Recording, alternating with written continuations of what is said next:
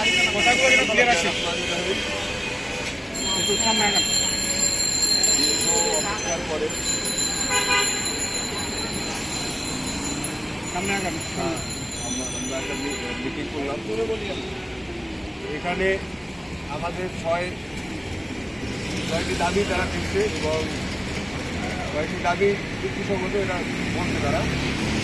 আমাদের কাছে এক সপ্তাহ সময় দিয়েছে এবং রাজপথের যে আন্দোলন এই থেকে বিরত থাকতে বলছে। আমাদেরকে আশ্বাস দিয়েছে যে এক সপ্তাহের ভিতরে আমাদের জানাবে এবং আমাদের যে দাবি তারা অত্যন্ত আন্তরিক এবং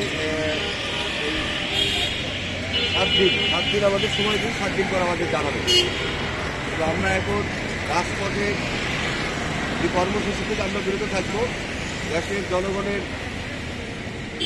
দুর্ভোগ আমরা চাই না, তবে ক্যাম্পাস ভিত্তিক আন্দোলন আমরা চালিয়ে যাব এবং 7 দিন পরে আমরা সামনে পরীক্ষা বর্জন করবো না, পরীক্ষা দেবো না, ছাত্ররাই সিদ্ধান্ত নিব। এবং আমাদের পেশাজীবী যে ভাইয়েরা আছে আমি মনে করছি তারাও আমার সাথে একমত এবং আমাদের পজিটিভ কোনো বার্তা যদি না আসে পরবর্তীতে আমাদের কর্মসূচি থাকবে এবং আমাদের পেশাজীবী যে ভাইয়েরা আছে তারাও কর্মসূচি দিবে। সবাইকে ধন্যবাদ। সোহেল কিছু বলো, সোহেল যেন বলো। বিসমিল্লাহির রহমানির রহিম। সারা দেশে মেডিকেল টেকনোলজিস্ট এবং ফার্মাসিস্টদের যে সংগ্রাম, ইনস্টিটিউট অফ হেলথ টেকনোলজি সহ সকল মেডিকেল টেকনোলজি ও ফার্মেসি ছাত্রছাত্রীদের যে প্রায় মাসব্যাপী সংগ্রাম আন্দোলন চলছিল, তার অংশ হিসাবে আমরা আজকে সচিবালয়ে এসেছি। আমাদের একটি গুরুত্বপূর্ণ মিটিংয়ে আমরা বসার সুযোগ পেয়েছি। এই মিটিং থেকে আমরা তাদের কাছে আশ্বাস পেয়েছি, কিন্তু এই আশ্বাসে আমরা আশ্বস্ত নই। আমরা মনে করি আমাদের আন্দোলনকে থামিয়ে ফেলার জন্য এটা একটা কৌশল হতে পারে। সুতরাং আমরা চাই আমাদের আন্দোলন ধারাবাহিকভাবে চলবে। পেশাজীবীরা যে আন্দোলন কর্মসূচি শুরু করেছে এই আন্দোলন কর্মসূচিও ধারাবাহিকভাবে চলবে, তবে আন্দোলনের ধরনের ক্ষেত্রে কিছুটা পরিবর্তন আমরা করব। সেক্ষেত্রে তাদের সামগ্রিক পরিস্থিতি এবং আমাদের এই এক সপ্তাহ সময়টি কীভাবে অতিবাহিত হয় এবং সর্বশেষ কী রেজাল্ট আমরা পাই তার উপর ভিত্তি করে আমরা আমাদের কর্মসূচি নির্ধারণ করব। তবে আমরা আশ্বাসে আর বিশ্বাস করতে চাই না। আমাদের সর্বশেষ অন্তত গেজেট হওয়া অথবা একটা আনুষ্ঠানিক কোনো পেপার না পাওয়া পর্যন্ত আমাদের আন্দোলন চলবে। বিসমিল্লাহিররহমানিররহিম।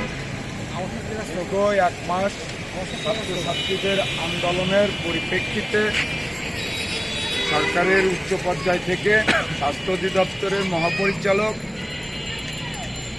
প্রফেসর ডক্টর আবু জাফর স্যারের নির্দেশনায় স্বাস্থ্য মন্ত্রণালয়ের বিশেষ সহকারী মাহমুদুল হাসান সাহেব আমাদের আশ্বস্ত করেছিল আমাদের সাথে আজকে একটা দিক নির্দেশনামূলক আলোচনা হবে, কার্যকরী আলোচনা হবে।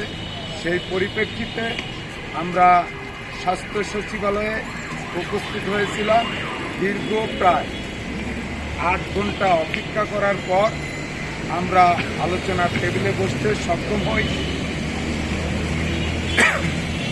এবং আমাদের 6 দফা নিয়ে বিশদ আলোচনা অনুষ্ঠিত হয়।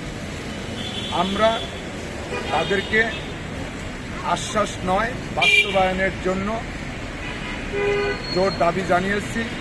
আমাদের দাবিগুলো নিয়ে উনি আলোচনা করেছেন এবং কার্যকর উদ্যোগ গ্রহণ করার জন্য উনি 1 সপ্তাহের সময় নিয়েছেন। এই 1 সপ্তাহের ভিতরে উনি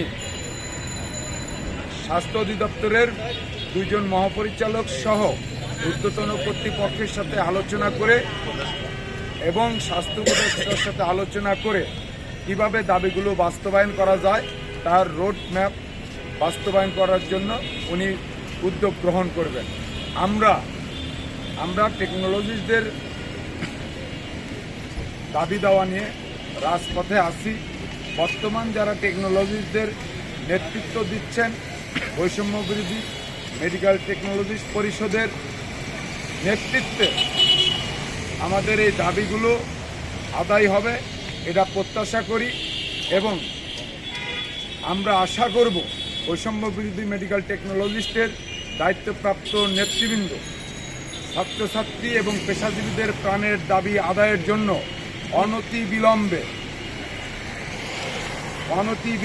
কঠিন কর্মসূচি ঘোষণা করবেন এবং আমাদের দাবি আদায় না হওয়া পর্যন্ত বৈষম্য বিরোধী মেডিকেল টেকনোলজিস্ট পরিষদ তাদের কর্মসূচি নিয়ে মাঠে থাকবেন এই প্রত্যাশা রেখে আমি আমার বক্তব্য শেষ করছি। আল্লাহ হাফেজ। বাংলাদেশ জিন্দাবাদ।